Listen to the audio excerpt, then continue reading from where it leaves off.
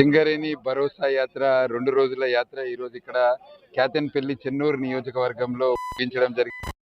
ఉదయం ఏదైతే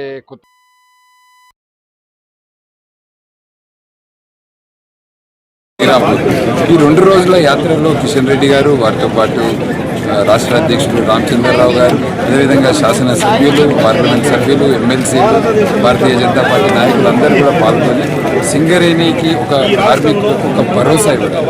కార్మికులందరూ కూడా వాళ్ళ యొక్క పరిస్థితి మీద వాళ్ళకి డౌట్ ఉంది. ఎందుకంటే సింగరేణికి రావాల్సిన 54,000 కోట్ల బకాయిలతోటి ఇవాళ సింగరేణిలో ఒక ఆర్థిక సంక్షోభం ఉంది.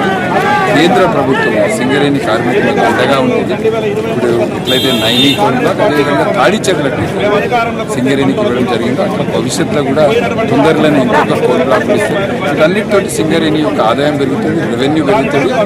కార్మికులకు, కాంట్రాక్ట్ కార్మికులకు అందరికీ కూడా వాళ్ళ యొక్క భరోసా, వాళ్ళ యొక్క భవిష్యత్ మీద, సింగరేణి భవిష్యత్తు, తెలంగాణ భవిష్యత్తు, ఈ రెండింటికి కూడా భరోసా ఇవ్వడానికి 2 రోజుల యాత్ర 1200 కిలోమీటర్లు తిరుగుతూ ఇక్కడ ఈరోజు క్యాతన్పల్లిలో ముగించడం జరిగింది. దీంట్లో పాల్గొన్న ప్రతి ఒక్కరికి ధన్యవాదాలు. ఖచ్చితంగా రాబోయే రోజులలో తెలంగాణలో అధికారంలో వచ్చేది భారతీయ జనతా పార్టీ. సింగరేణి విషయంలో బీఆర్ఎస్ మోసం చేసింది, కాంగ్రెస్ మోసం చేసింది. ఈరోజు కేవలం భారతీయ జనతా పార్టీ, కిషన్ రెడ్డి ఒక తెలంగాణలో పుట్టి పెరిగిన వ్యక్తిగా సమస్యను తెలుసుకొని వేలం పాట లేకుండా ఇంత పెద్ద కోల్ బ్లాక్ ఇవ్వడం అంటే దాదాపు 40 సంవత్సరాలకు సరిపడే బొగ్గు. ఇది సింగరేణి యొక్క భవిష్యత్తు, తెలంగాణ భవిష్యత్తు కూడా సింగరేణితోటి ముడిపడి ఉన్నది. ఈ ప్రాంతంలో ఈ 6 జిల్లాలలో కూడా ప్రజల యొక్క భవిష్యత్తు దాంతో ముడిపడి ఉన్నది కనుక ఈ నిర్ణయాన్ని తీసుకోవడం జరిగింది. భవిష్యత్తులో సింగరేణి తెలంగాణలో బీజేపీ అధికారంలోకి వస్తుంది.